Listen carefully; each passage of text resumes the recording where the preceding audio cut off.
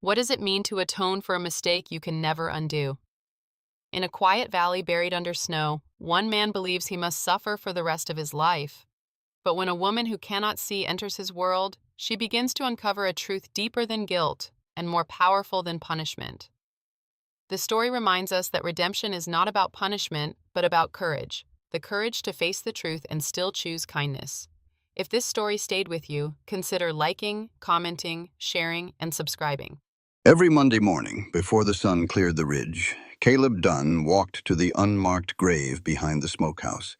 He took exactly 200 steps from his back door. The fog in Cedar Flat was thick this time of year. Heavy. It clung to the Montana dirt like it belonged there. It was late September 1880, and the air already carried the sharp, bitter bite of winter. Caleb carried a single flower, an arrow-leaf balsam root. He had picked it near the creek, where the frost hadn't completely killed them off yet. He knelt. He placed the yellow bloom on the dark earth. He didn't pray, he didn't cry, he just stood up. He took his hat off, and he waited. 3 minutes. That was the ritual, that was the oath. He had been doing it for 4 years, rain, snow, or blinding heat. He would do it until the day they put him in the ground, too. Because a man who takes a life, even by the careless swing of anger, doesn't get to forget. He doesn't get to move on. He just gets to wake up, feed the livestock, and carry the weight for another day. He put his hat back on. He turned away. He didn't look back. By 5:30, the fire in the iron stove was hot. Caleb poured a cup of black coffee. He sat at the pine table. The house was quiet. Too quiet, some might say. But Caleb liked the quiet. Quiet didn't ask questions. Quiet didn't judge. He pulled a crumpled piece of paper from his shirt pocket. He smoothed it out on the table. It was a notice from the First Bank of Cedar Flat, Cyrus Fletcher's bank, $340, due in 90 days. Caleb traced the edge of the paper with his thumb. $340 was a fortune for a small rancher. It was 6 months of sweat and blood. He could sell off his spring calves, sure, but that would bankrupt him by next winter. He could ask for an extension. But asking Fletcher for time was like asking a rattlesnake not to strike. Fletcher didn't want the money, he wanted the land. Caleb's ranch sat right on the only deep water creek in the valley. If Fletcher got the deed, he controlled the water. If he controlled the water, he controlled every rancher from here to the territorial line. He had already made 3 offers to buy Caleb out. Lowball offers. Insults, really. Caleb had turned them all down. But a banknote was different. A banknote was law. Caleb looked out the kitchen window. Through the thinning fog, he could just see the outline of the smokehouse and the patch of dirt behind it. If he lost the ranch, he lost the grave. Fletcher would plow right over it. He'd build a pump house right on top of the man Caleb had buried.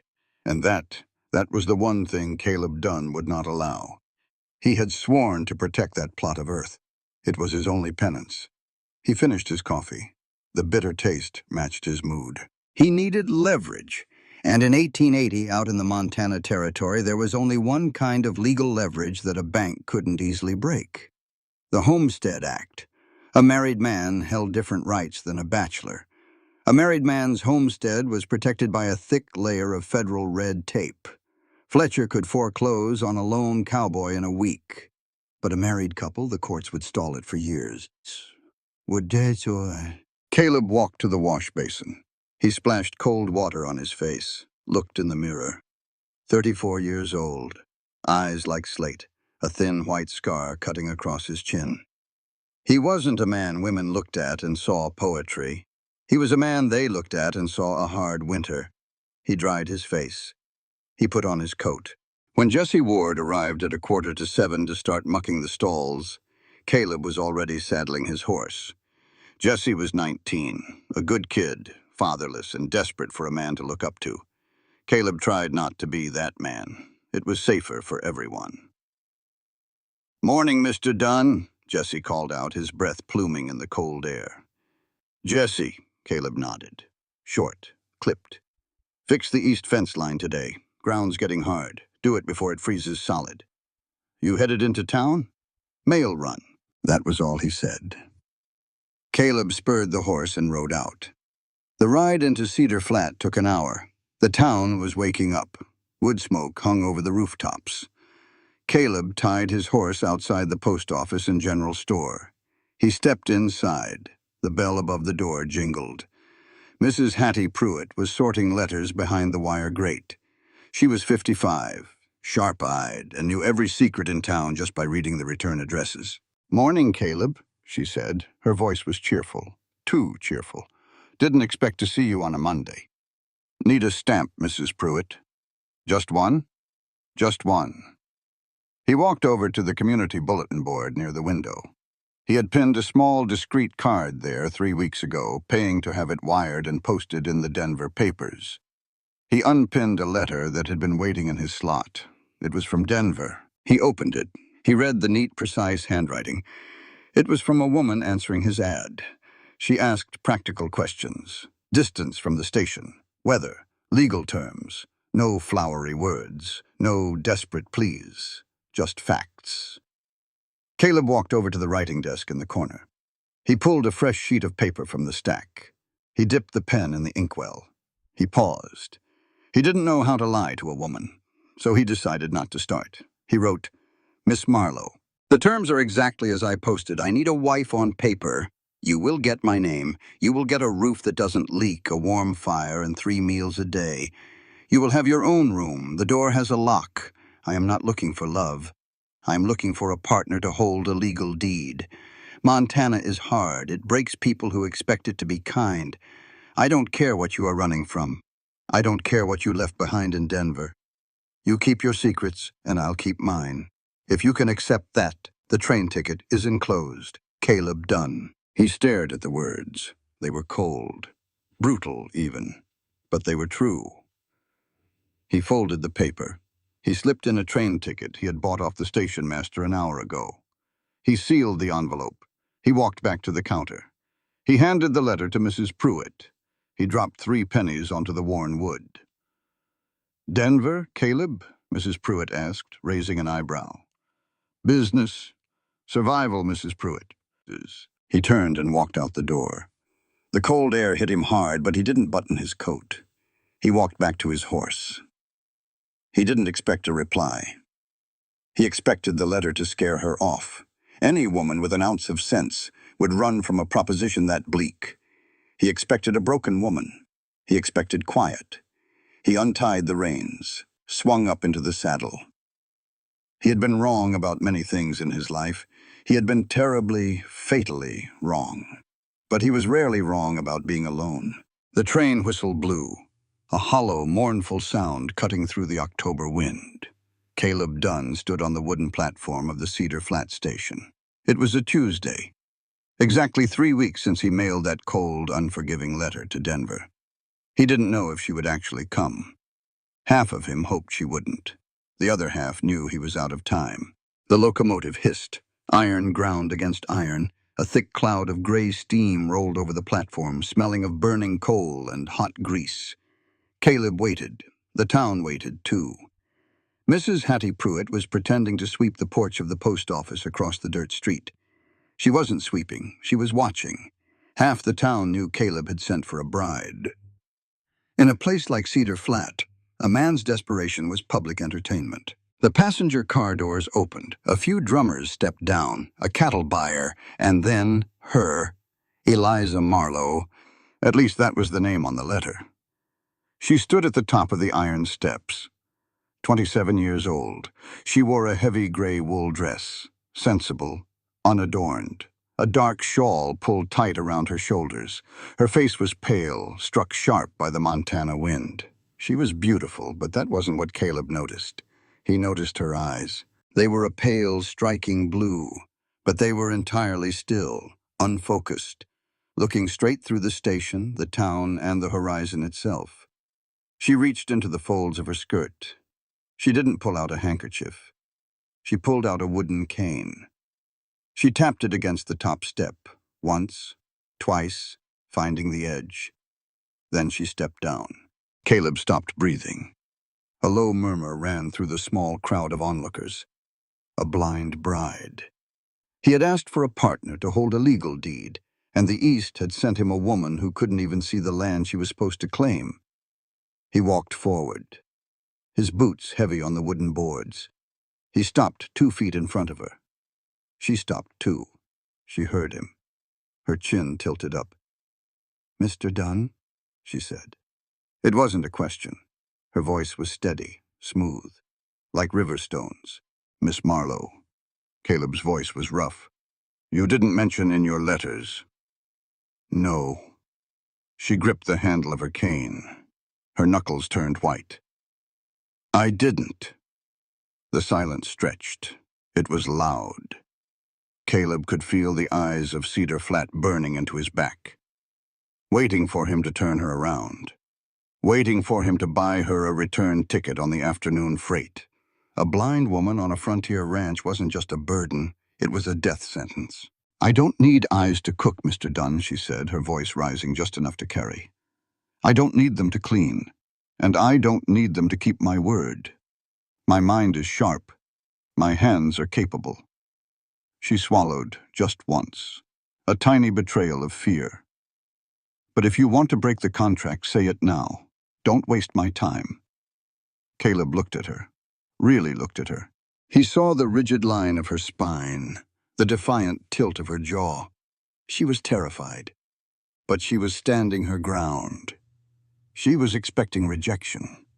She was bracing for the blow. Caleb reached past her. He grabbed the heavy leather handle of her trunk. He hoisted it onto his shoulder. "You can't see me, Miss Marlowe," Caleb said quietly. "And I choose to be blind to whatever you left behind. The wagon is this way." Eliza exhaled, a soft, shaky breath. She tapped her cane. She followed the sound of his boots. The ride to the ranch took 40 minutes. They didn't speak. The wooden wagon wheels rattled over the frozen ruts in the dirt road. Eliza sat perfectly straight on the hard bench. She didn't complain about the cold. She didn't ask questions about the landscape. She simply listened. She memorized the turns, the sound of the creek on their left, the change in the wind when they crested the ridge. When they arrived, Caleb helped her down. He led her to the house. He walked her into the kitchen. "Your room is in the back," he said. He didn't offer his arm. He just guided her with his voice. 10 steps from the stove. Straight line. No rugs to trip on.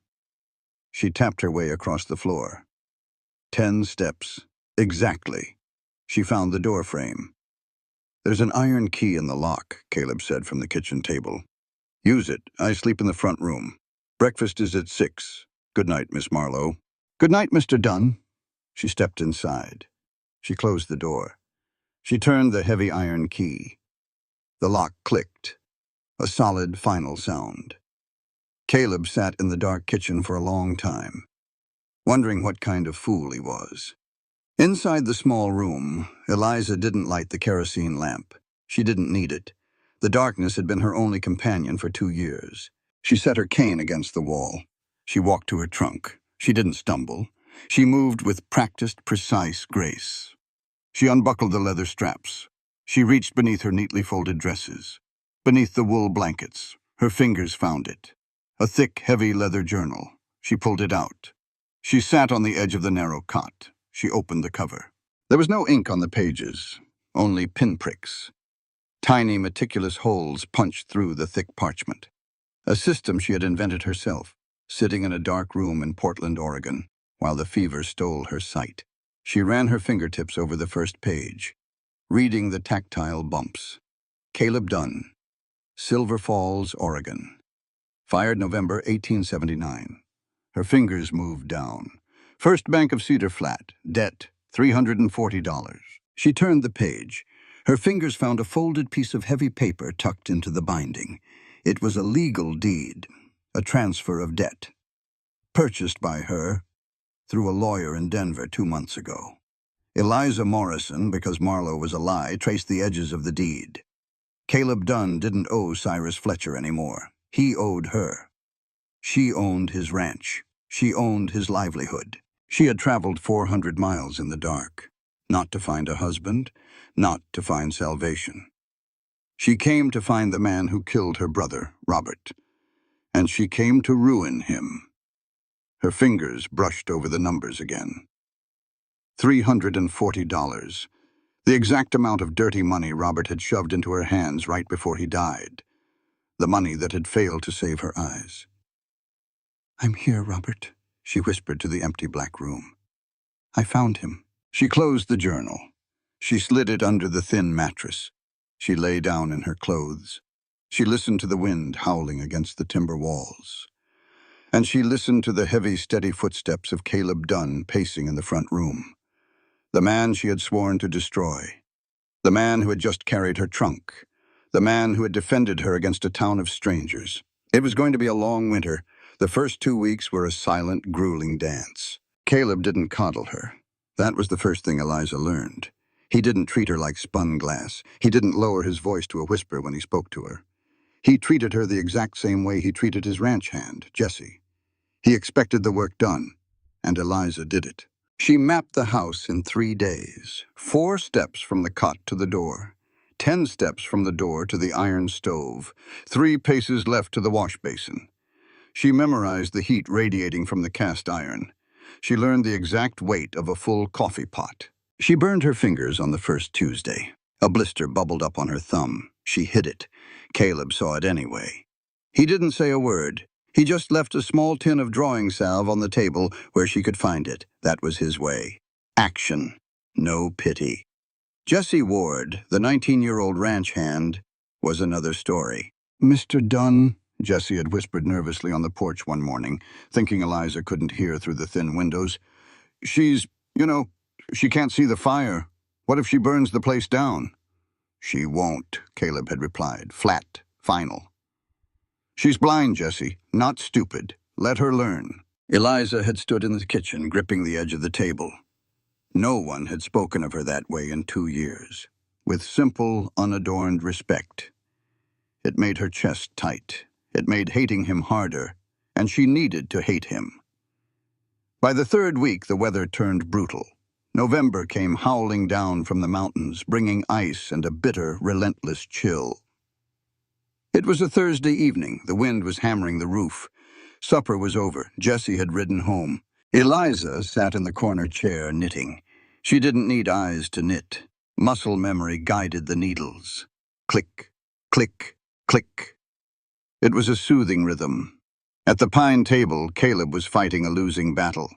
Eliza listened to the sounds, the heavy sigh, the scratch of a pen, the violent rustling of paper, the dull thud of Caleb's fist hitting the table. "Damn it," he muttered, a low, frustrated growl. Eliza stopped knitting. "Trouble, Mr. Dunn?" Caleb exhaled. The scrape of his chair echoed as he pushed back. "Numbers. Fletcher's bank papers. I know cattle, I know weather. I don't know the trick in these ledgers. Every time I calculate the interest, the debt goes up. It doesn't make sense." Eliza sat still. This was her opening. This was what she was trained for. Back in Portland, before the darkness, she had been a brilliant legal bookkeeper. She could see ledgers in her sleep. Now the dark was all she had, but the numbers were still there, bright and clear in her mind. "Bring them here," Eliza said. Caleb hesitated. "You can't read them." "No," she agreed smoothly. "But I can hear them. You read the numbers, Caleb. I will do the math." It was the first time she had used his Christian name. The air in the room seemed to shift. Just a fraction. Caleb didn't argue. He picked up the stack of papers. He walked over and pulled up a wooden stool near her chair. She could smell the scent of him. Wood smoke, pine pitch, lye soap, cold air. "Start with the principal," she instructed. She folded her hands in her lap. She closed her sightless eyes, clearing the canvas of her mind. $340, Caleb read. "Interest rate? 8%. Terms?" Caleb squinted at the fine print. "Annual yield, payable upon harvest. But there's a rider here, Section 4. It says, accrued monthly against the outstanding balance." Eliza's mind snapped to attention. The numbers began to float in the dark space behind her eyes. 340, 8%, accrued monthly. "Wait," Eliza said. Her voice was sharp, professional. "Read that again, the rider." Accrued monthly against the outstanding balance, Caleb repeated. Eliza did the calculation. It took her less than 5 seconds. "He's cheating you," she said flatly. Caleb went completely still. "What?" "It's a compound interest trap," Eliza explained. Her tone was brisk. "An old banker's trick from the East. He told you 8% annual. That means you should owe $27.20 in interest a year, correct?" "That's what I figured." But he wrote accrued monthly. He's taking that 8% and dividing it over 12 months, then applying it to the new total every 30 days. He's charging you interest on your interest, Caleb. By the end of the year, you don't owe $27, you owe nearly $45, and it compounds again next year. Silence, heavy and thick. Caleb stared at the blind woman sitting in his chair. Her hands were perfectly still. Her breathing was steady. She had just solved in 5 seconds a problem that had kept him awake for 3 weeks. "Are you sure?" Caleb asked. His voice was dangerously low. "I am never wrong about numbers, Mr. Dunn," she said. She tilted her head toward the sound of his voice. "If you take those papers to the territorial magistrate in Helena, Cyrus Fletcher loses his banking charter. It's illegal in Montana to mask compound interest under an annual verbal contract.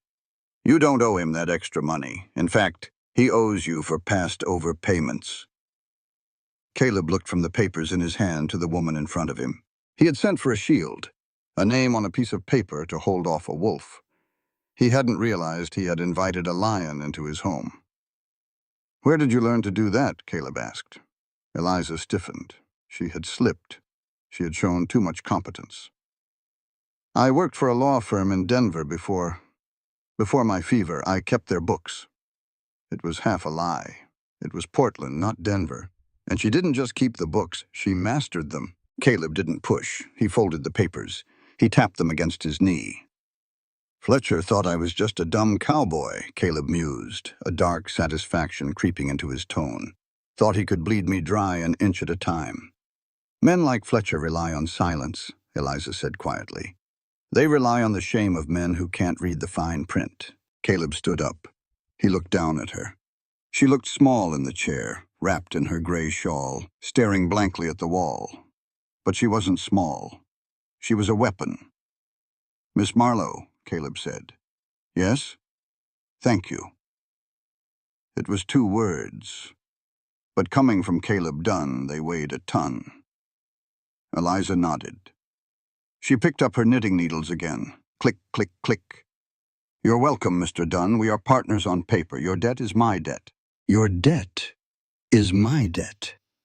The irony of her own words tasted like ash in her mouth. She owned his debt. She held his ruin under her mattress. She was protecting him from a local banker just so she could tear him down herself when the time was right. Caleb walked back to the table. He put the papers away. He blew out the main lantern. "Good night, Eliza," he said from the shadows. She paused. The needles stopped clicking. He had used her name, too. The ice was thawing. The walls were cracking. And that was the most dangerous thing of all. "Good night, Caleb." She sat in the dark long after he went to bed, listening to the wind and wishing for the first time in years that she couldn't see the numbers quite so clearly. Cedar Flat was a small town, and small towns didn't like mysteries. They liked their neighbors readable. Open books. Eliza was a locked door. She felt it the moment Clara Dunlop stepped onto the porch. It was a Tuesday afternoon. Caleb was out in the south pasture with Jessie. Eliza was alone in the house, peeling potatoes by the stove. She didn't need eyes to peel a potato. She just needed a sharp knife and steady hands. The knock on the door was sharp. 3 quick raps. Demanding. Eliza set the knife down. She wiped her hands on her apron. She picked up her cane and walked to the front door. She pulled it open, letting the freezing November wind sweep into the room. "Yes?" Eliza asked. "Brought you a pie," a woman's voice said. It was a tight voice, pinched, like a corset laced 2 rings too far. "That's very kind," Eliza said. "I am Eliza Marlowe." "I know who you are," the woman said. She didn't offer her own name right away. Eliza heard the heavy thump of a ceramic dish being set on the porch table. "I'm Clara Dunlop. I own the property just north of the ridge. I suppose that makes us neighbors." Eliza smiled. It was a polite, practiced smile. "It's a pleasure, Mrs. Dunlop. Won't you come in out of the cold?" "No, I won't be staying." Clara's boots shifted on the wooden boards. Eliza could hear the rustle of a heavy wool skirt. She could feel the woman's eyes on her, scanning, judging, searching for something. "You're far from home, Miss Marlowe," Clara said. The way she said "miss" made it sound like a curse. "Denver," Eliza lied smoothly. "Denver," Clara repeated. A flat, disbelieving sound. A blind woman travels 400 miles from Denver to marry a man she's never met, a man with a reputation like Caleb Dunn. Mr. Dunn's reputation is his own business. "Is it?" Clara's voice dropped. It lost its pinched quality and became something darker, rawer. "Men like Caleb Dunn don't just settle down, Miss Marlowe. They hide. And eventually whatever they're hiding from comes looking for them. I hope for your sake you can run when it does, seeing as you can't see it coming." Before Eliza could answer, Clara turned and walked away. The sharp clack of her boots faded into the frozen dirt. Eliza stood in the open doorway. The wind bit through her dress, but she didn't feel it.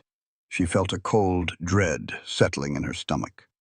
Clara Dunlop hated her, not just as a stranger. It felt personal. Later that week, the mail came. Caleb brought it back from town. He set a thick, heavy envelope on the kitchen table. "From Denver," Caleb said. He didn't ask questions. He just walked back outside to chop wood. Eliza locked herself in her room. She tore open the envelope. Inside was a thick stack of parchment. Nathaniel Greer, her attorney, was a meticulous man. He knew she couldn't read ink. Before the fever completely took her sight, she had spent a frantic month teaching Greer's young clerk how to use a heavy needle to punch letters and numbers into paper, a crude tactile alphabet. She ran her fingertips over the raised dots. "Miss Morrison." Greer never used her alias in private. "The circuit judge has set a deadline. We have 60 days. If we cannot produce physical evidence or a sworn witness to prove Caleb Dunn acted with malice in Robert's death, the civil case will be permanently closed. The statute of limitations expires. Find the evidence, Eliza. Or come home. 60 days. Eliza lowered the paper. The silence in the small room was deafening. She slid off the cot. She sank to the pine floor. She pulled her knees to her chest in the dark. She thought of her brother, Robert. Handsome, reckless Robert. He had always been the talker, the charmer, the one who could sell sand in a desert. She closed her eyes, a useless gesture but an old habit, and let the memory wash over her. Portland, September 1879, 2 months before he died. The rain had been falling in sheets. Robert had burst into her small rented room. He was soaking wet, sweating, smelling of cheap whiskey and raw panic. "Robbie?" she had asked, her vision already blurring back then, the edges of the world turning gray. "What's wrong?" "Nothing," he had said, pacing the floor. "Nothing's wrong, Ellie. I closed a big deal. Up north. Land rights." He had knelt in front of her. He took her hands. He pressed a thick, heavy roll of paper money into her palms. $340, Robert had whispered. His voice was shaking. "Take it, Ellie. Pay for that fancy doctor in San Francisco, the one who said he could fix your eyes. Pay your school debts. Just take it." "Robert," she had said, feeling the crisp edges of the bills, "whose money is this? Is it legal?" He had gone dead quiet. A silence that answered every question she didn't want to ask. "Don't ask, Ellie," he had finally said. "Just use it, before it's too late." She had used it. The doctor in San Francisco took $200. He operated. He failed. She woke up in total darkness. The rest went to her loans. She survived. But she survived on stolen money. Now, sitting on the cold floor in a Montana ranch house, the truth crushed the breath out of her. She knew. Deep down, she had always known Robert was a thief. He had sold land he didn't own. He had ruined families. And she had eaten from the very same plate. She had taken the bloody money, and she had looked the other way. And now she was using that exact same amount, the $340 debt she had bought from the bank, to destroy Caleb Dunn. A man who worked from dawn until dusk. A man who put salve on her burned thumb without a word. A man who carried a silence heavier than any grief she had ever known. "Oh, God," Eliza whispered into the empty room. A tear tracked down her cheek, hot and shameful. She wasn't an avenging angel. She was a hypocrite. She had come to judge a killer, but the only criminal in the house was sitting in the dark, clutching a letter, entirely blind to her own sins. Sunday was a quiet thing on the Dunn ranch. Caleb didn't go to church. He hadn't stepped foot in a congregation since he left Oregon. He didn't figure the Almighty had much use for a man who kept a grave behind his smokehouse. He woke at 5. Habit. He went down to the kitchen. The air was freezing. He built a fire in the iron stove, listening to the wood crack and catch. He put the coffee on to boil. Normally, Sundays were hollow, an empty stretch of hours where he had to sit with his own thoughts. But today, he wasn't alone. Eliza emerged from her room at 6. She wore a dark shawl. Her hair was braided neatly down her back. She didn't use her cane in the house anymore. She moved with a quiet, spooky grace, straight to the cupboard. She found her tin of tea. She found her mug. She poured hot water from the kettle. She sat at the opposite end of the pine table. Caleb sat with his coffee. They didn't speak, but it wasn't the heavy, suffocating silence Caleb was used to. It was a shared silence. It had weight. It had warmth. It was the sound of two people breathing in the same room, holding the dark at bay together. Caleb drank his coffee. He watched her. She was staring out the window, or at least her face was turned toward the glass. The morning light caught the pale, milky blue of her eyes. "It stopped snowing," Eliza said softly. Caleb frowned. "How do you know?" "The wind changed," she said, taking a sip of tea. "It sounds different when it hits the snow on the roof. It's muffled, heavy. Yesterday it was sharp." Caleb listened. She was right. The wind was a low, hollow hum. "I have to check the east fence line," Caleb said, setting his mug down. "Wolves got close last night. Need to make sure the wire is holding." He stood up. He grabbed his heavy coat from the peg. "Can I come?" Caleb stopped with one arm in his sleeve. He looked back. She was still holding her mug. Her knuckles were a little white. She was asking for a favor. He guessed she didn't ask for many. "It's a mile walk," Caleb said. "Ground's rough, covered in snow." "I have boots, Caleb." She stood up. She went to the door. She pulled on her heavy boots by feel. She grabbed her cane. "All right," Caleb said. "All right." They stepped out into the blinding white morning. The snow was ankle-deep. Caleb walked slow, breaking a trail for her. He kept an eye on her over his shoulder. She followed the sound of his boots crunching in the crust. She didn't stumble. She used the cane like an extension of her arm, feeling for dips and rocks beneath the snow. They walked for 20 minutes, down the ridge, toward the tree line. They reached the creek. The water was half frozen, sluggish and black between jagged shelves of ice. Caleb checked the wire fencing. It was solid. He leaned against a fallen cottonwood tree. Eliza stopped a few feet away. She lifted her chin. She closed her eyes, letting the pale winter sun hit her face. "It's beautiful here," she said. Caleb looked around. Dead grass, bare skeletal trees, gray sky. "It's just scrub brush and ice," he said. "No, it isn't," Eliza smiled, a real smile. It changed her whole face. It made his chest tighten. "The water's moving slow, which means it's deep right here. There are pine trees to the north. I can smell the sap. The wind is coming off a mountain, and the air, it tastes like iron and snow. It's wide open, Caleb. You can breathe here." Caleb stared at her. She couldn't see a damn thing, but she saw his land better than he had in 4 years.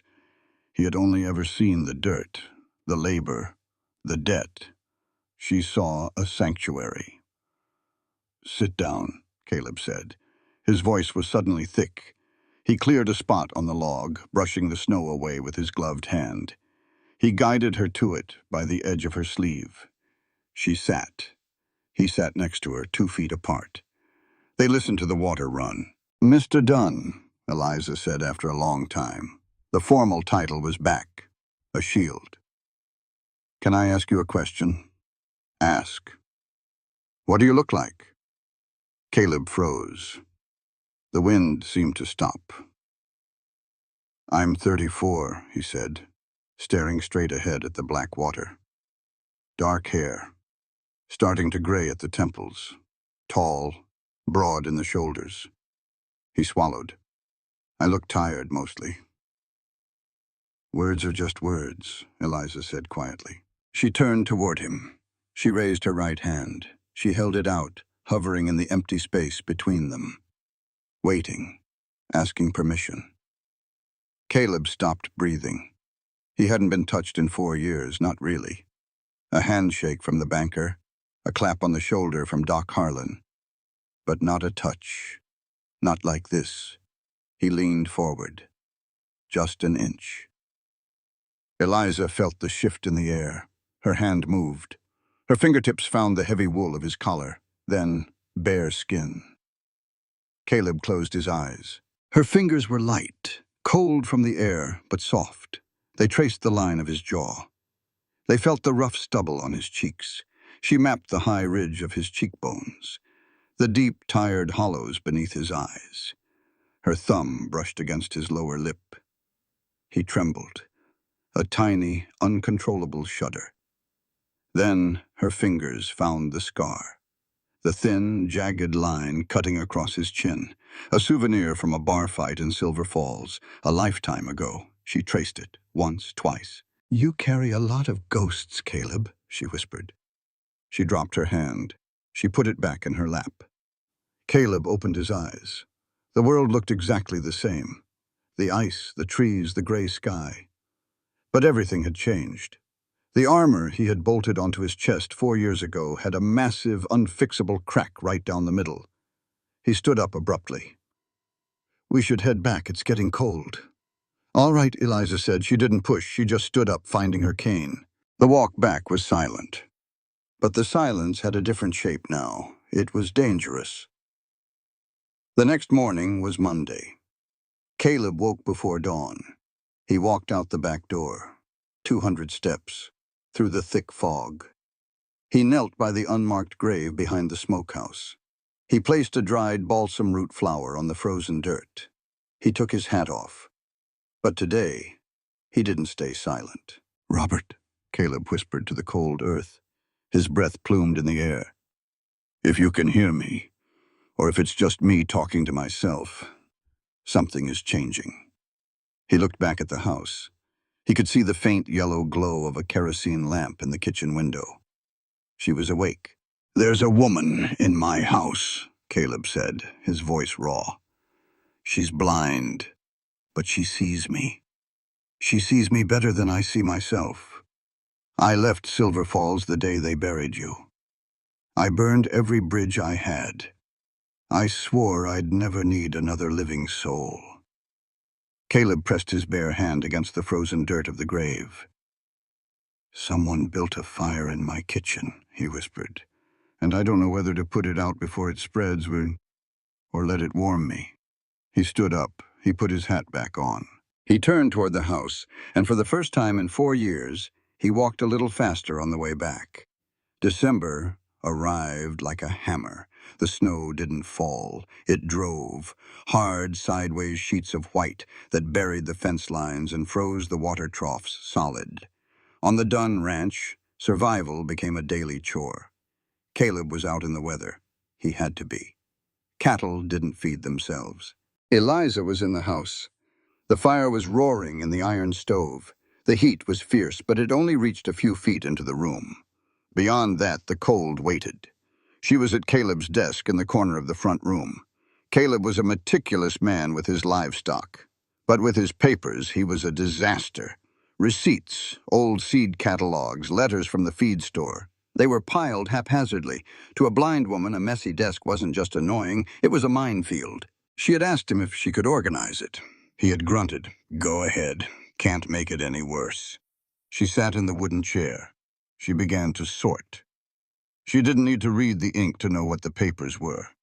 She knew them by touch. She knew them by smell. Cheap newsprint felt grainy. It smelled of wood pulp and dust. Receipts from the general store were small, torn unevenly from a roll, smelling faintly of the tobacco and kerosene sold over the same counter. She stacked them, neatly, squaring the edges. Then her hand brushed against something different. It was at the very bottom of the lowest drawer, tucked beneath a heavy leather ledger. Eliza pulled it out. Her fingertips grazed the surface of the envelope. Heavy paper, cotton stock, expensive.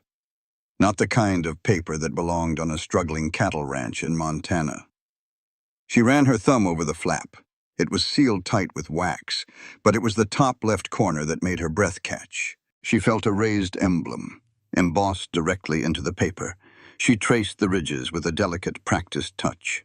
A circle, an eagle inside the circle, and letters arched over the top. She couldn't read the letters, but she didn't have to. She had handled enough legal mail in Portland to know an official state bank seal when she felt one. And the smell. It was faint, buried under the scent of pine and dust. But it was there. Iron gall ink, the expensive kind, used by state treasuries and high-end law firms. Why did Caleb Dunn have a sealed letter from a state bank hidden at the bottom of his drawer? She sat there. The wind battered the side of the house. She needed to know what was inside, but she couldn't break the wax seal. Caleb would know. He noticed everything. Her fingers moved down the envelope. They found a tear. It was old, frayed at the edges. Caleb had opened this a long time ago, and then shoved it back into the drawer, trying to forget it existed. Eliza slid 2 fingers into the tear. She pulled out the thick folded document inside. She unfolded it. 3 pages, heavy, crisp parchment. She laid them flat on the desk. She stared blindly down at them. A sudden sharp wave of helplessness washed over her. The numbers were right there. The truth was right under her hands, and she couldn't see a damn thing. The heavy thud of boots on the front porch broke her concentration. The door swung open. A blast of freezing air rushed in, carrying the smell of wet wool and horses. "Cold out there, Mrs. Dunn." It was Jesse, the young ranch hand. He was the only one who called her that. Caleb hadn't corrected him, neither had she. "Close the door, Jesse," Eliza said smoothly. She didn't panic. She didn't hide the papers. "You'll let the winter in." The door slammed shut. Jesse stomped his boots on the rug. "Mr. Dunn sent me back to grab the wire cutters," Jesse said. His teeth were chattering. "Left them by the stove." "They're on the mantel," Eliza said. She remembered hearing Caleb set them down the night before. Jesse walked over. "Got 'em. Thanks." "Jesse." He stopped. "Yes, ma'am?" Eliza kept her voice casual, light. Just a woman doing chores. "I dropped a paper while I was cleaning out the desk. My eyes, well, you know, I can't quite make out if it's an old feed bill or something important. Would you mind?" Jesse walked over. "Sure thing. Let me look." He stood beside her. He picked up the heavy parchment. Eliza held her breath. "Well, it ain't a feed bill," Jesse said. He sounded confused. "It's from a bank, the First National in Portland, Oregon." Portland. The word hit Eliza like a physical blow. "Is there a name on it?" she asked softly. "Yes, ma'am. Caleb J. Dunn." "And is there a balance, Jesse? Just read me the numbers at the bottom." Jesse went quiet for a long moment. Eliza could hear him swallow. "Ma'am, this can't be right." "Just read the numbers, Jesse." 2,000, Jesse breathed out. $147.33. The room spun. Eliza gripped the edge of the desk. "Does it say where the money came from?" she managed to ask. Her voice sounded thin, far away. "Says here, Oregon State Treasury, Civil Settlement Number 7741, whatever that means." Jesse set the paper down carefully, like it was hot. "Mrs. Dunn, That's more money than the whole town of Cedar Flats sees in a year. Thank you, Jesse, Eliza said. Her voice was pure iron now, locking the emotion down. Please don't mention this to Mr. Dunn. I'm trying to surprise him by balancing his books. He's proud. You understand? Yes, ma'am, I ain't said a word. Jesse grabbed the cutters and practically bolted out the door. The kid was spooked. $2,000 on the frontier was enough to get a man killed. Eliza sat alone in the quiet. $2,147. Caleb owed Fletcher's bank $340, a debt that was currently suffocating him, a debt that threatened to take his land, his home, and the grave out back. He had the money to pay it, 6 times over. He had the money to build a massive herd, to build a new house, to hire 10 men like Jesse, and instead he chose to freeze. He chose to work until his hands bled. He chose to let Cyrus Fletcher treat him like a desperate, beaten dog. Why? Eliza's mind raced. She was a legal bookkeeper. She knew how to build a story out of numbers and stamps. Portland, Oregon, State Treasury, Civil Settlement. She remembered the pinpricks in her own hidden journal. Caleb was fired from the Silver Falls Sheriff's Department in November 1879, right after Robert died in his custody. If a deputy is fired and a year later receives a massive payout from the state treasury, that meant a lawsuit. Caleb hadn't just left Oregon.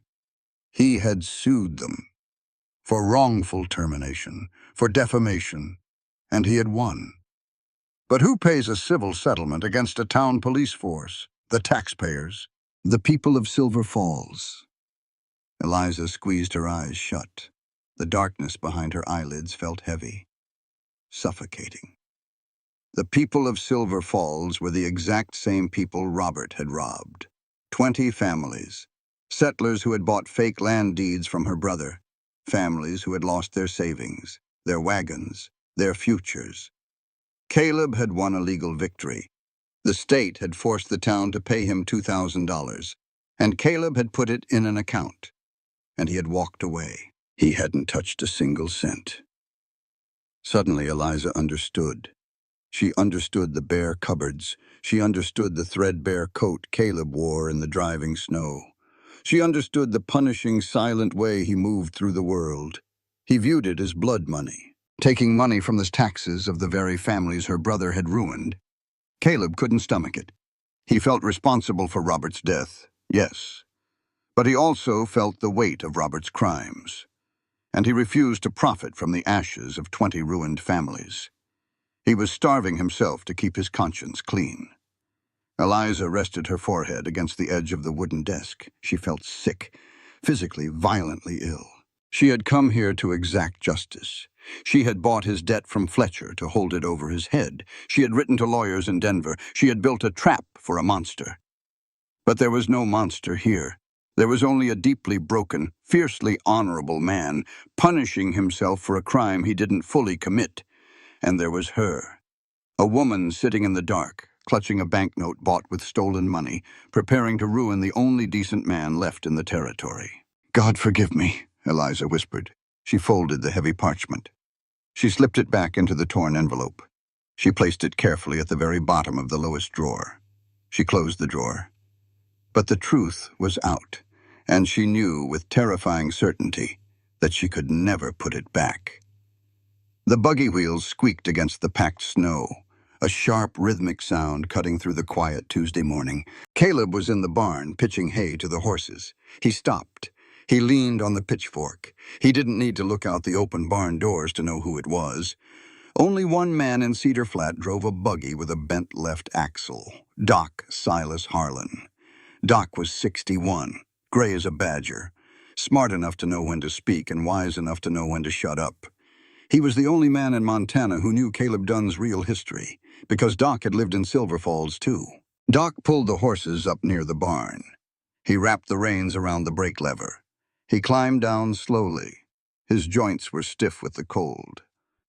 Caleb stepped out of the shadows of the barn. Morning, Silas. Caleb. Doc pulled his heavy wool coat tighter around his neck. His breath plumed white. Cold enough to freeze a well. It'll get colder, Caleb said. He waited. Doc didn't drive out here just to talk about the weather. Doc looked toward the house. Smoke was curling thick from the stone chimney. Your wife inside? She is. Doc nodded. He reached into his coat pocket. He pulled out a dark briar pipe, but he didn't light it, just turned it over in his gloved hands. A nervous habit. I was in Helena last week, Doc said. His voice dropped, gravelly, serious. Territorial Medical Board meeting. Ran into a judge I know, a man who rides the circuit. Caleb's jaw tightened. And, Doc said, looking Caleb dead in the eye, there's a lawyer making noise in Denver. Name of Nathaniel Greer. He's reopening a file, making inquiries across state lines, asking the U.S. Marshals to pull the old Silver Falls incident reports. Caleb didn't flinch. He just tightened his grip on the pitchfork. They're coming for you, Caleb, Doc said softly. The sister in Portland, she never let it go. She's pushing for a civil trial, wrongful death. Let them come, Caleb said. His voice was flat, empty. Don't be a damn fool, Doc snapped, a sudden flash of anger breaking his calm. You need a lawyer. You need to prepare a defense. I can wire a man in Billings today. No. Caleb, I said no, Silas. Caleb's voice was hard as iron. I won't hire a man to twist the law for me. If they come with the truth or they come with lies. Either way, I answer with the same thing. Which is what? Doc demanded. Silence, Caleb said. He looked past Doc toward the back of the house, toward the smokehouse. Silence, and the grave out back. Doc stared at him. He shook his head, a mixture of pity and frustration. You can't carry this forever, boy. It'll crush you. It already has, Caleb said. He turned around. He walked back into the dark of the barn. Doc stood there for a minute. Then he walked toward the house. He needed coffee before the cold settled into his bones for the ride back. Inside the kitchen, it was warm. Eliza was sitting in the corner chair near the stove, knitting. The rhythmic click-click of her needles was the only sound. Jesse was sitting at the table eating a plate of eggs. Morning, Doc, Jesse said, his mouth half full. Jesse, Doc nodded. He poured himself a cup of coffee from the pot on the stove. He sat across from the boy. How's Mr. Dunn out there? Jesse asked. Looked like bad news. Doc took a slow sip of the black coffee. He looked over at Eliza. She was blind, but Doc wasn't stupid. He knew she had ears. Jesse, Doc said quietly, you've worked for Caleb for 2 years. What do people in town say about him? Jesse looked down at his plate. He looked uncomfortable. They talk. You know how it is. Say he's dangerous. Say he killed a man back in Oregon. Say that's why he don't go to church or dances. And what do you think? I think Mr. Dunn is the fairest man I ever met, Jesse said fiercely. He don't raise his voice, he don't drink, he works harder than any 2 men. Doc sighed. A heavy, tired sound. Both things can be true, Jesse. The knitting needles in the corner stopped clicking. Eliza sat perfectly still, listening. What really happened, Doc? Jesse asked softly. In Silver Falls. Doc stared into his coffee cup. He decided it was time. The boy needed to know, and maybe the woman in the corner needed to hear it too. It was November, Doc began. His voice took on the cadence of a man telling a ghost story. 1879. Caleb was a deputy sheriff. Good one, too. Honest. But the town was a powder keg. Doc took a breath. There was a man, a land speculator, Robert Morrison. In the corner, Eliza's breath caught in her throat. She gripped the wooden arms of her chair. Morrison was a thief, Doc said plainly. A smooth-talking, well-dressed thief. He sold fake deeds to 20 families, homesteaders, people who had crossed the plains with nothing but hope in a wagon. When the government found out the land belonged to the Nez Perce Reservation, those families lost everything. House, cattle, money. One family, the Wheelers, they lost a 7-year-old boy to starvation that winter. Eliza felt the blood drain from her face. Robert never told her that. He never told her children died because of what he did. The town wanted to lynch Morrison, Doc continued. The sheriff sent Caleb to arrest him, quietly, before the mob could form. Caleb found him in a saloon. Morrison was drunk, and he was arrogant. Doc paused. He looked out the frosted window. What happened next, Caleb doesn't talk about. He didn't even talk about it at the trial. But I was the town doctor. I saw the wounds. When Caleb went to cuff him, Morrison drew a knife. Eliza's hands shook. A knife. Robert had drawn a weapon on an officer. Morrison slashed Caleb's arm, Doc said. Deep, down to the bone. Caleb reacted, not like a deputy, like a man. He hit Morrison, hard, subdued him, threw him in a cell. That sounds like self-defense, Jesse said. It was, Doc agreed. But here is the tragedy, Jesse. When Caleb threw him in the cell, Morrison hit his head on the iron corner of the bench. He was knocked cold. Caleb was bleeding. And he was angry. Furious at what Morrison had done to those families. Furious at the knife. Doc's voice grew heavy. Caleb locked the door, and he walked away. He didn't call me. He didn't check Morrison's head. He left him there on the cold floor thinking the man was just sleeping off the whiskey. The kitchen was dead silent. Next morning, Doc said, Morrison couldn't wake up. Slow brain hemorrhage. Took 3 days for him to die in that cell. Caleb sat outside the bars the whole time, listening to him breathe, watching him die, knowing he could have prevented it if he had just checked on him that first night. Jesse stared at Doc, wide-eyed. The town fired Caleb, Doc finished. Morrison's family disowned the body. The town was going to throw Morrison in a pauper's ditch, but Caleb wouldn't let them. Doc looked directly at Eliza in the corner. Caleb bought a pine box with his own money, Doc said loudly, making sure she heard every word. He loaded the man who had slashed his arm into a wagon, and he drove 300 miles through the freezing rain to bring him here, to Montana. He buried him on his own land, because Caleb Dunn believes that a man he killed deserves a grave with grass on it. Doc stood up. He drained his coffee. That's the truth, Jesse. Caleb isn't a murderer. He's just a man who made a terrible mistake out of anger and decided to pay for it every day for the rest of his life. Doc walked out. The door shut behind him. Jesse sat at the table for a long time. Then he got up, grabbed his coat, and went out to the barn. Eliza was left alone in the kitchen. She couldn't move. She couldn't breathe. Her brother was a monster, a thief who caused the death of a child, an armed assailant. And Caleb was the one paying the price. Caleb was the one putting flowers on his grave. That night, the snow fell heavier. The house was dark, save for the fire in the iron stove. Caleb sat in the wooden chair staring into the flames. He looked exhausted, hollowed out by Doc's warning. Eliza came out of her room. She didn't use her cane. She walked softly, guided by the heat of the fire. She sat on the floor near his chair, close enough to feel the warmth of the stove, close enough to feel the tension rolling off him in waves. They sat in silence for an hour. Caleb looked down at her. He watched the firelight dance across her unseeing eyes. He wanted to tell her, God, he wanted to lay the burden down. He leaned forward. He rested his elbows on his knees. Eliza, Caleb said. His voice was a rough whisper.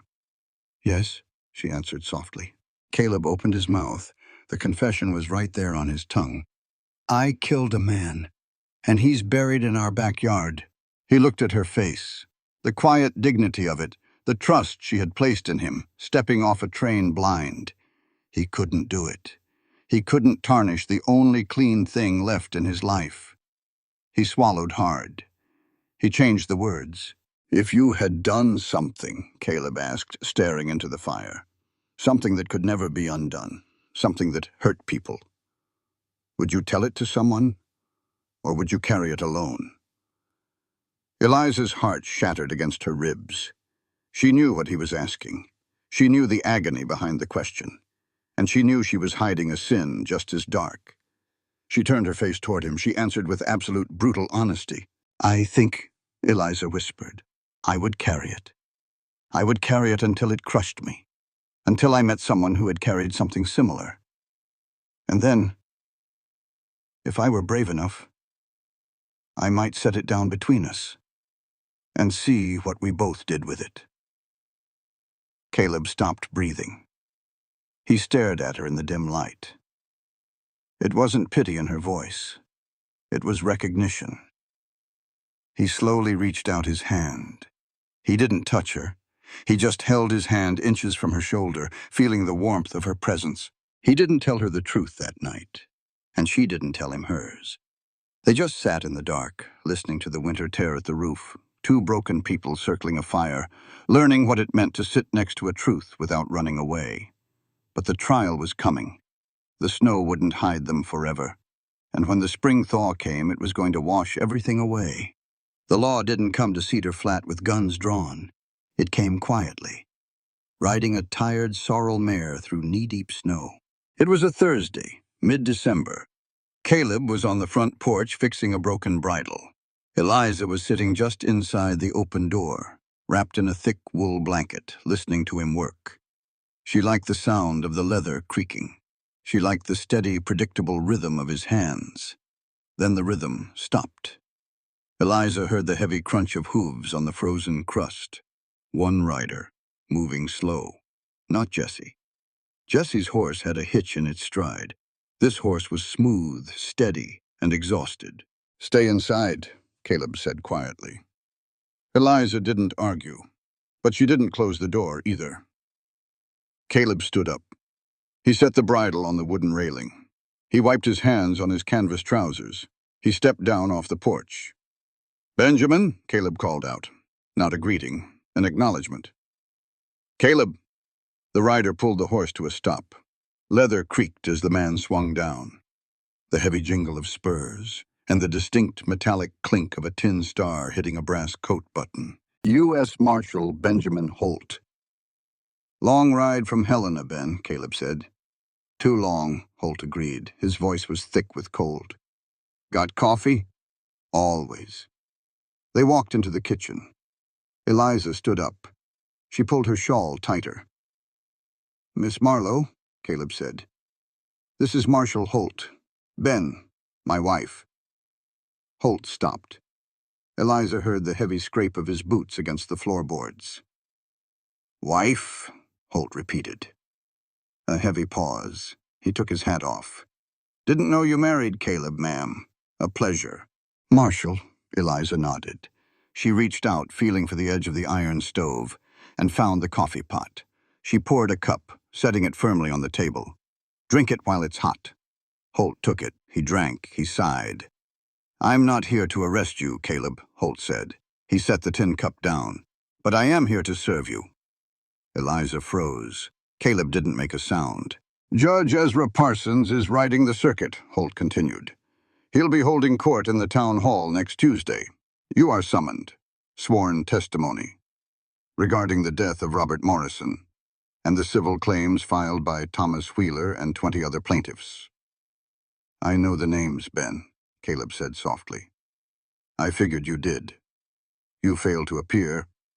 Parsons issues a contempt warrant. Then I have to come back with irons. I don't want to do that. I'll be there." "Good." Holt picked up his hat.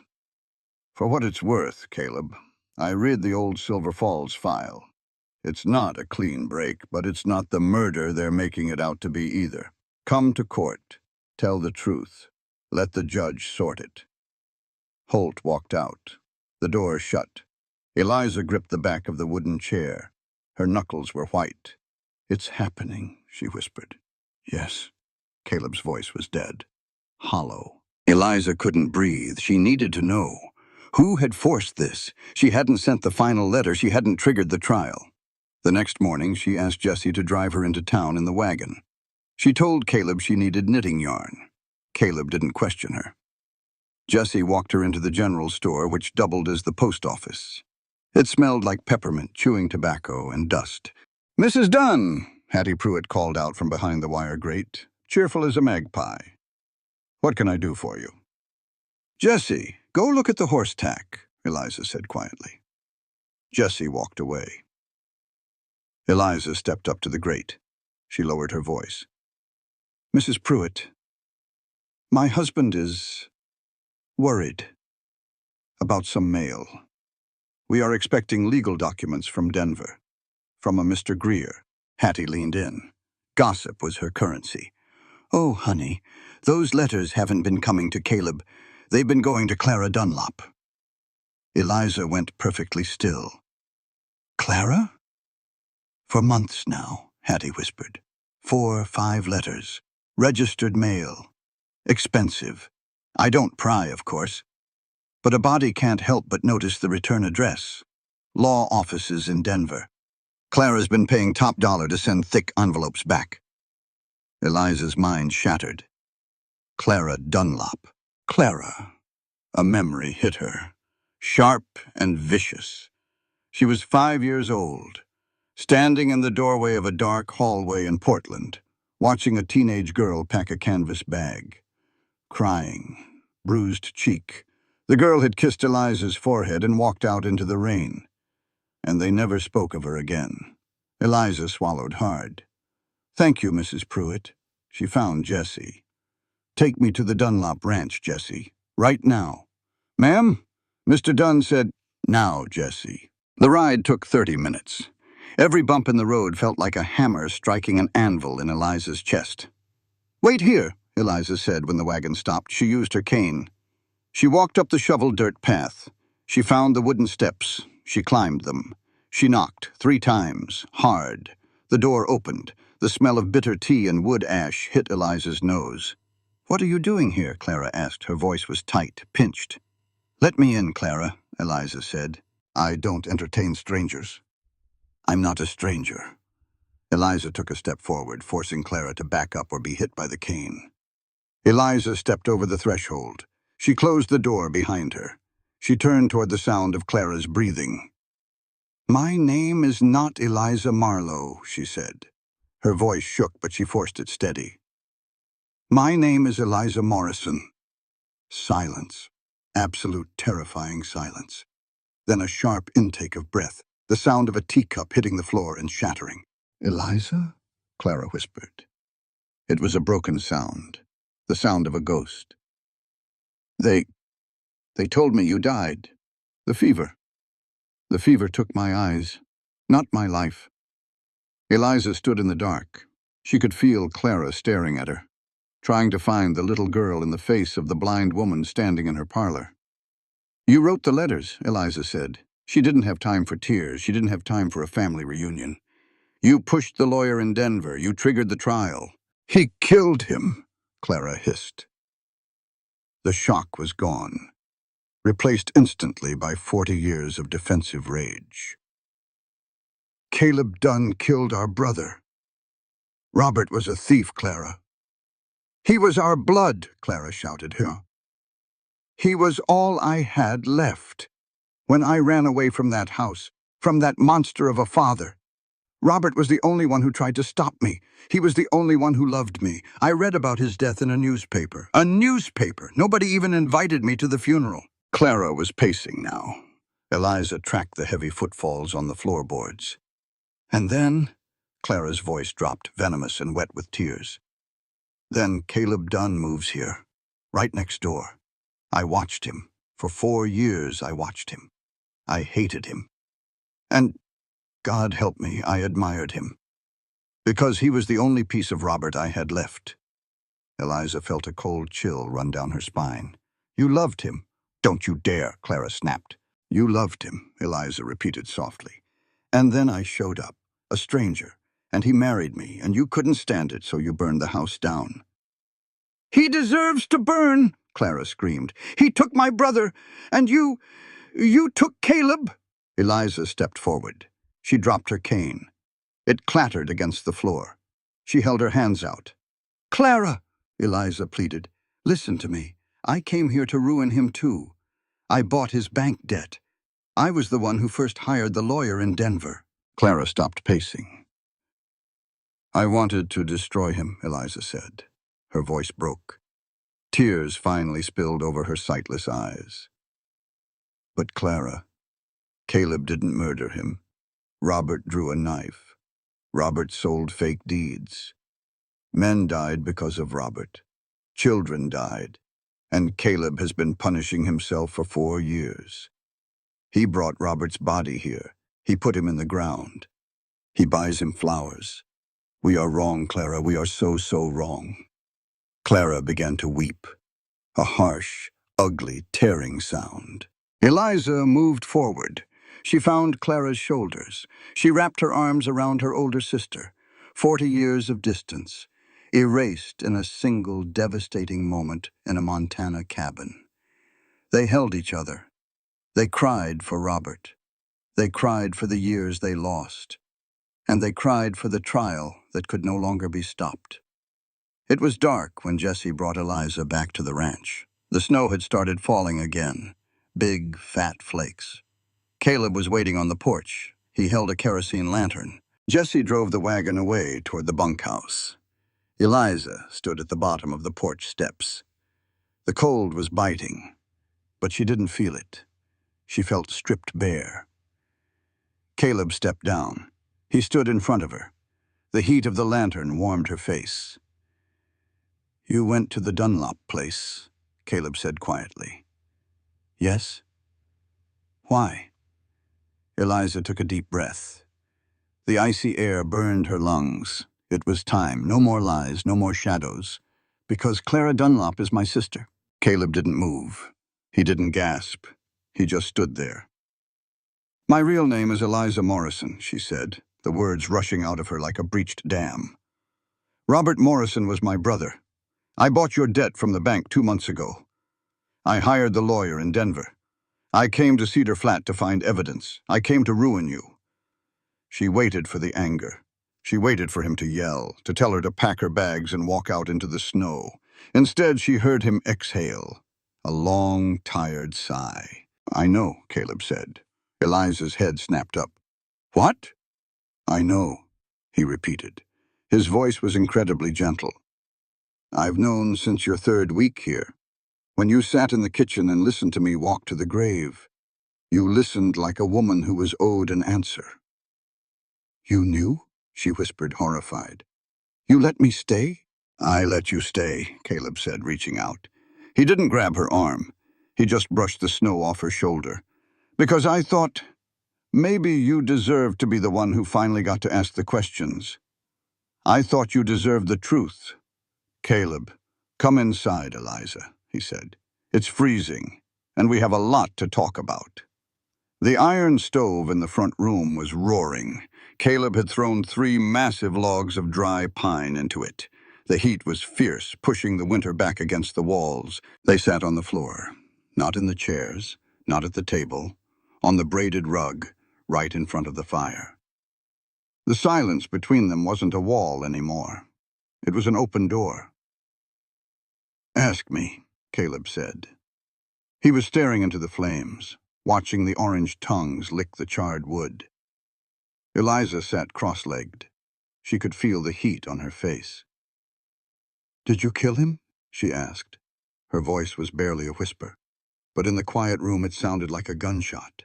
Caleb leaned his elbows on his knees. He looked down at his hands, rough, calloused, scarred. "Yes," he said. Eliza didn't flinch. She just waited. "He was drunk," Caleb said, his voice dropping into a low, steady cadence. "I went to the saloon to arrest him. I wasn't looking for a fight. I just wanted to get him in a cell before the mob found him. 20 families, Eliza. That's how many he swindled. They wanted to string him up." He swallowed hard. I put my hand on his shoulder. I told him he was under arrest, and he smiled at me. That arrogant, easy smile, and then he pulled the blade. Caleb traced the thick white scar on his left forearm. He knew she couldn't see it, but the memory demanded the gesture. He slashed me, right to the bone, and something inside me just snapped. Caleb looked away from the fire. He looked at her unseeing face.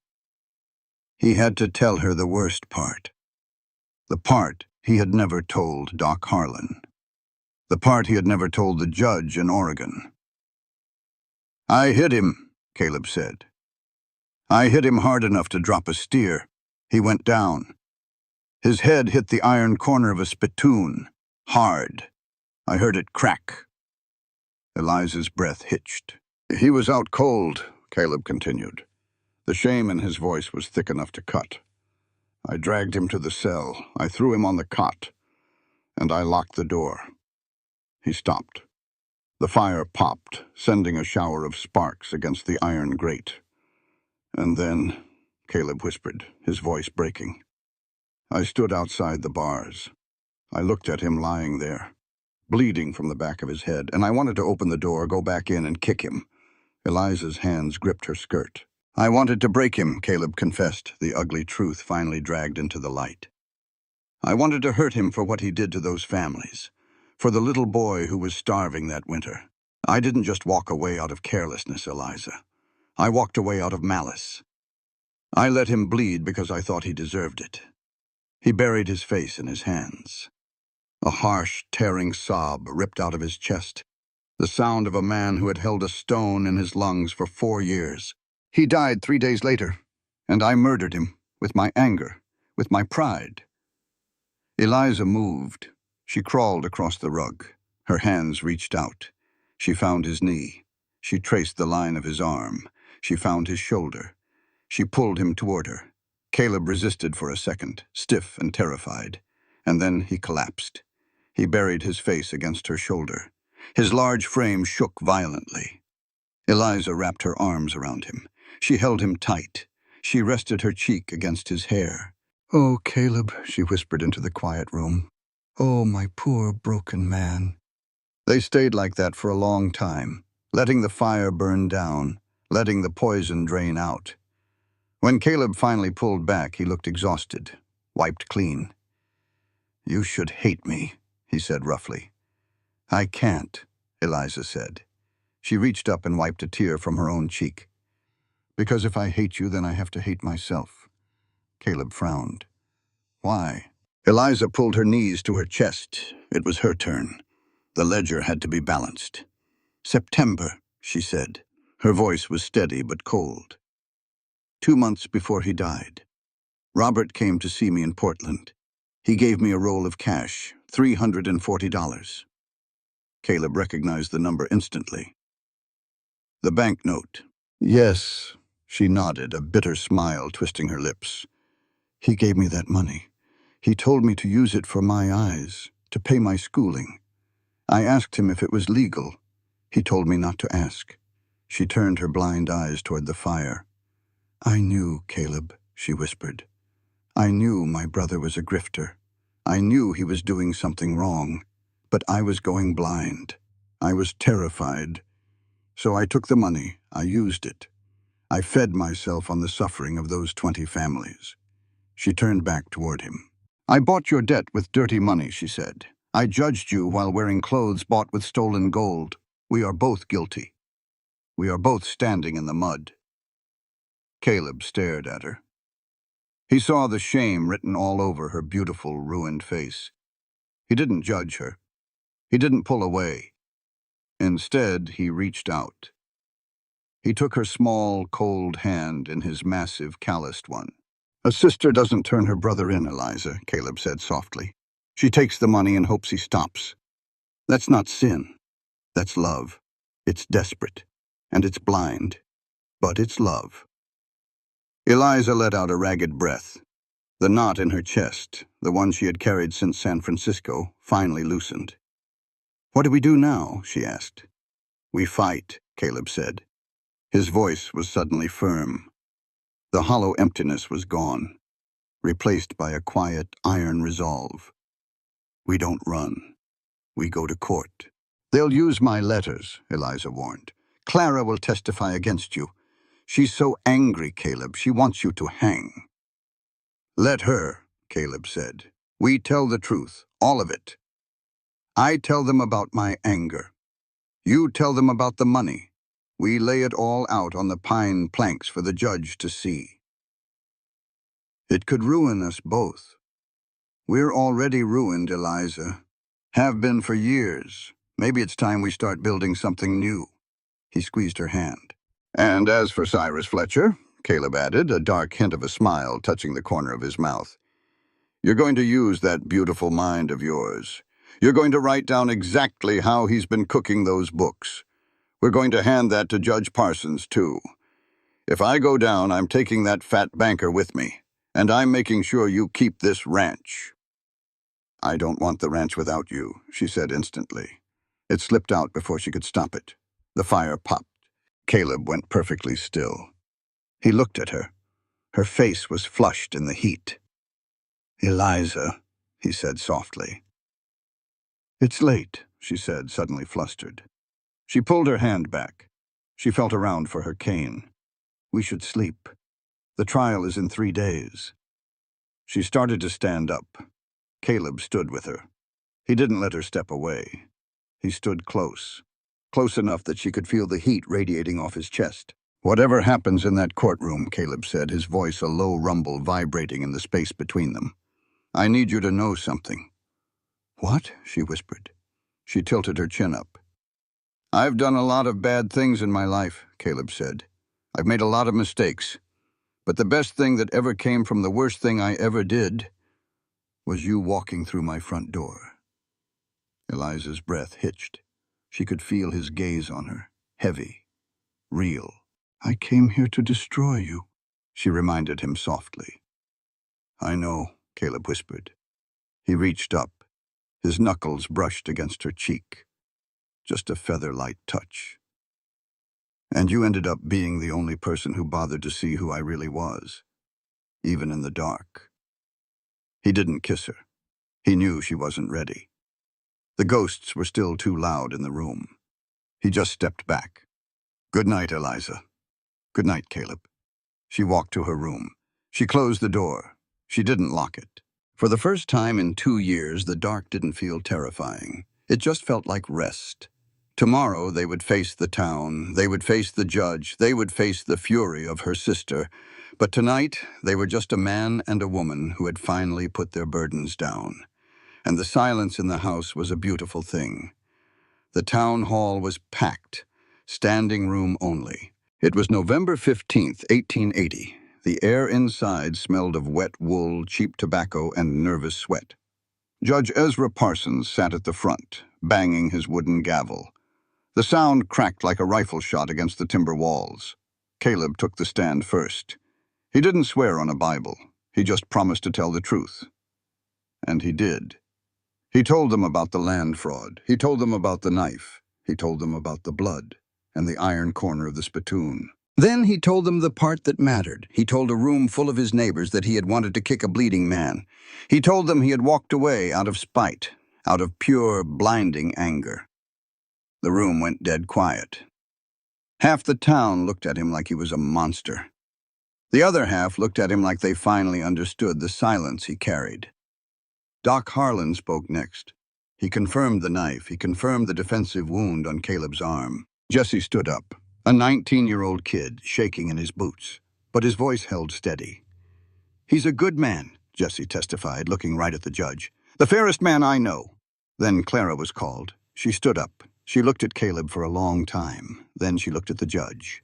Robert Morrison was my brother, Clara said. Her voice was thin, but it carried to the back of the room. I loved him, but he was a thief. He sold land he didn't own. He ruined 20 families. What happened in Oregon was a tragedy, but Caleb Dunn didn't start it. My brother did. Then the lawyer called Eliza. She stood up. She didn't use her cane. Caleb had placed her wooden chair exactly 4 steps from the witness box. She walked those 4 steps, head held high, unseeing eyes looking straight ahead.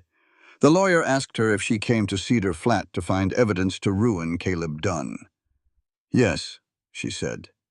Clear as a bell. And did you find it? She turned her face toward the crowd, toward the heavy, quiet breathing of the man she knew was sitting in the front row. I found a man who made a terrible mistake, Eliza said. And I found a man who punished himself for 4 years because of it. I also found evidence that my brother caused the death of a 7-year-old boy named Ethan Wheeler. Through starvation, because Robert stole their land. She gripped the wooden rail. Her knuckles turned white. And I found evidence against myself, she continued. 2 months before he died, my brother gave me $340 in stolen cash. I took it. I suspected it was dirty, and I used it anyway. I am as guilty as anyone in this room. But Caleb Dunn is not a murderer. He is just a man carrying a weight that belongs to all of us. Judge Parsons didn't take long. 45 minutes. He came back out. He looked exhausted. He shuffled his papers, adjusting his spectacles. "Criminal charges are dismissed," Parsons declared. His voice echoed off the rafters. "Self-defense, negligence perhaps, but not murder. The civil claims against the Morrison estate are upheld. The estate will be liquidated to pay the victims." Parsons looked down over the bench, right at Caleb. "Mr. Dunn, you are free to go, but the law can't wash a man clean. You carry what you carry. I suggest you figure out a way to set it down." He banged his gavel. It was over. 3 days later, Friday morning, Mrs. Pruitt rode out to the ranch herself. That never happened. She handed Caleb 2 thick envelopes. He opened them at the kitchen table. Eliza sat across from him, listening to the heavy paper tear. The first was a bank notice. First Bank of Cedar Flat. The debt of $340. Forgiven. Wiped entirely clean by the note holder, Eliza. The second was a receipt from the State Bank in Portland, Oregon. His untouchable account. $2,147.33. Emptied. Transferred into a trust called the Silver Falls Restitution Fund, to be divided equally among 20 defrauded families, administered by Thomas Wheeler. Caleb stared at the paper. His blood ran cold, and then it boiled. He stood up. The chair scraped violently against the pine floor. "You had no right," Caleb roared. It was the first time she'd ever heard him yell. It shook the window panes. Eliza didn't flinch. She sat perfectly straight. "It was my money," Caleb said, his chest heaving. "It was my penance, my choice. I swore I would never touch a cent of it." "It wasn't your money to hoard," Eliza fired back, her voice rising to meet his, fierce and unyielding. "It was Robert's debt, paid by Robert's sister. With money you refused to touch because you were too busy feeling sorry for yourself. Now it's gone. 20 families get to eat this winter. Thomas Wheeler has seed money for the spring. It's done, Caleb. You don't get to decide my atonement. And you don't get to punish yourself forever," she shouted. "At some point, Caleb Dunn, a man has to stop paying for being alive." Silence slammed back into the room. Heavy, breathing hard. They stood there. 2 furious, broken people, stripped down to the absolute studs. "You lied to me for 2 months," Caleb said. His voice was ragged now, defeated. "Yes. You came here to destroy me. Yes. You bought my debt, and you gave away my money behind my back. Yes, I did. Why should I ever trust a damn thing you say again?" Eliza gripped the edge of the table. She lowered her head. "You shouldn't," she said softly. "Trust isn't a gift, Caleb. It's earned. I haven't earned it. I'm not asking you to trust me. I'm asking for the chance to earn it back. Starting right now." The following Monday. Winter had set in deep. The sky was the color of bruised iron.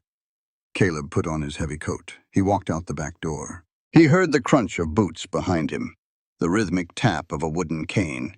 He stopped. Eliza caught up to him. She wasn't wearing her indoor shawl. She was wearing a heavy wool coat. She was ready for the cold. They walked the rest of the way together. 200 steps. They stood before the unmarked grave. Caleb knelt. He placed a dried balsam root flower on the frozen dirt. Eliza knelt beside him. She reached out. Her bare fingers brushed the frozen, brittle petals. She reached into her pocket. She set a second flower right next to his. "I'll do this with you," she said. Her breath plumed white in the bitter air. "Every Monday, until we both feel like we've said enough." Caleb looked at her. Snow was catching in her dark hair. "That might take the rest of my life, Eliza." "I know." Caleb looked down at the dirt. The wind howled through the cottonwoods. "I don't forgive you for lying to me," he said. "I know. I'm not sure I ever will, not completely." "I know that too." Caleb reached out. He took her cold, bare hand in his. His grip was rough, calloused, but it was steady. "But I would like you to stay," he whispered, "while I figure it out." Eliza squeezed his hand. "I'll stay, Caleb, not because you asked, but because I choose to. And that's the only kind of staying that matters." They didn't get married that winter, or the next. Eliza stayed in that small room behind the kitchen for 2 full years. She worked the books. She kept the ranch running. She rebuilt his trust, slowly, the way a blacksmith folds steel: heat, cold, pressure, time. Clara moved in with them the second winter after her cabin roof caught fire. The two sisters learned how to be family again after 40 years apart. Caleb learned what it sounded like to have a house full of women, full of arguments, and full of laughter. Laughter that didn't belong to him, but welcomed him anyway. The wedding finally happened in December of 1882. The snow was so deep the circuit preacher had to come on a mule. Eliza wore a gray wool dress she had sewn herself, sensible, warm. Caleb wore his everyday Sunday shirt. There were only 12 guests. Doc Harlan cried into a handkerchief. Jesse Ward, now 21 and engaged to the schoolteacher's daughter, stood as best man. Clara held Eliza's arm and gave the bride away. There were no grand vows, no fairy tale promises of forever. Just two people who had seen each other at their absolute worst, who had lied, stolen, broken each other down in a territory courtroom, and decided with eyes wide open to build a life together anyway. The Silver Falls Restitution Fund saved 20 families that hard winter. Thomas Wheeler planted wheat. His surviving boy grew up to be a schoolteacher. And every Christmas, a package arrived for the Wheeler family from Montana. Books, warm clothes, signed only with the initials E.D. Caleb visited the grave every Monday for the rest of his life. Eliza always went with him. Eventually, they bought a headstone, carved from rough Montana granite. It just read, "Robert Morrison, 1848 to 1879. Remembered by those he hurt, those he loved, and those who chose to do both." Wildflowers began to grow around it without anyone planting them, the way prairie flowers do when the soil has finally forgiven what was done to it. They planted apple trees the next spring, small tart apples. They survived the frost. They survived the drought. And they survived the occasional, inevitable neglect of two people building a marriage out of the wreckage of their earlier lives. Because some folks build love on passion. Some build it on a desperate need. Caleb and Eliza built theirs on something harder, something heavier, and in the long accounting of a human life, something far more durable. The willingness to be fully known, to be held accountable, and then, knowing every terrible, ugly truth there is to know, to stay anyway. That was the oath they wrote in ink in a small ranch house in Cedar Flat. And it held. Through the drought years, through the hard winters, through Clara's passing in 1901, through the births of 2 children they never saw coming and couldn't imagine living without. It held, because they didn't build it on an illusion. They built it on the truth, the whole, terrible, holy truth. And in the end, dear listener, that is the only kind of love that lasts. On this channel, we share stories of the Wild West filled with love, humanity, and compassion between people. If this touched your heart, gently leave a like, a comment, and subscribe for more stories like this. The story you are about to read is entirely fictional. While it may draw inspiration from universal human experiences, it does not depict real people or actual events. Any perceived parallels are coincidental and should not be interpreted as deliberate representations. Out on the wide, unforgiving plains of Montana, where the wind carries both silence and truth, this story leaves us with something far deeper than a tale of hardship or survival. It reminds us that not all battles are fought with guns, and not all justice is written in law. Some of the hardest battles are the ones fought quietly, within a man's own soul. Caleb Dunn was never running from the law. He was running from himself. And Eliza, she came seeking vengeance, only to discover that the man she blamed was already serving a sentence far heavier than anything she could give him. What this story teaches us is that guilt can shape a life, but it does not have to define its ending. We often believe that punishment must be harsh to be meaningful, yet Caleb's story shows that true remorse lives in the choices we make every single day. The quiet acts, the sacrifices no one sees, the refusal to take what we don't feel we deserve. At the same time, Eliza's journey reveals another truth, that anger, when left unchecked, can blind us just as surely as darkness. She came to judge, but instead she was forced to confront her own reflection, and in doing so she found something far more powerful than revenge: understanding. There is also a deeper thread running through this story, the idea that people are rarely just one thing. A man can be both guilty and honorable. A woman can be both wounded and strong. The world is not divided into heroes and villains, but into people carrying burdens we cannot always see. And sometimes, the greatest act of courage is not to fight, but to listen. To sit beside someone in their pain and choose not to walk away. In the end, this story is not about death, nor debt, nor even justice. It is about redemption. It is about the fragile, dangerous hope that even broken people can build something new if they are willing to face the truth. Together. Because forgiveness is not about forgetting what happened. It is about choosing not to let it destroy what still can be. If this story has stayed with you, then perhaps its message has already found its place in your heart. Out here, in these Western tales, we explore more than just cowboys and open land.